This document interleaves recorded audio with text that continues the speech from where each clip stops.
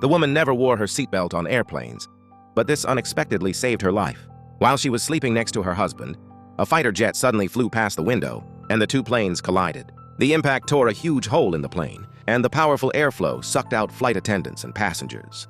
Because the woman wasn't wearing a seatbelt, she was thrown from her seat and fell to her body kept sliding downward as the plane's wing exploded, causing the aircraft to split in half. Fortunately, the woman managed to grab her husband's hand in time. However, the plane broke apart again, and while the woman clung to a seat, her husband, by this point, the plane had completely shattered. The woman could only tightly hold onto a cabin partition as it plummeted downward. Unexpectedly, the strong airflow threw her back onto a seat, and in a panic, she fastened soon after.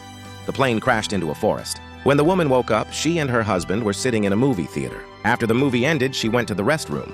When she came out, she noticed the theater lobby was empty, and the exit had somehow turned into a forest. She walked out and discovered the wreckage of a plane, with an unconscious person inside. As she moved closer to investigate, she suddenly woke up from her own unconscious state.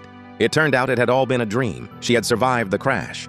However, her leg was impaled by a piece of metal. She tried to pull it out, but the pain was unbearable. After a while, she tried again and finally succeeded.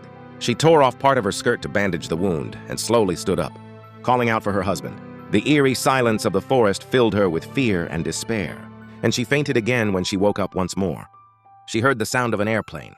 Desperate, she grabbed a scarf from a nearby passenger and, despite the pain, ran toward the sound, shouting for help. But the forest was too dense, and the people on the plane couldn't hear her cries. Feeling utterly hopeless, the woman remembered something her husband had once told her: a simple compass could be made using a needle. She quickly took a pin from a doll badge, rubbed it against her skirt to magnetize it, and placed it on a leaf in a puddle of water. The pin pointed north, filling her with excitement.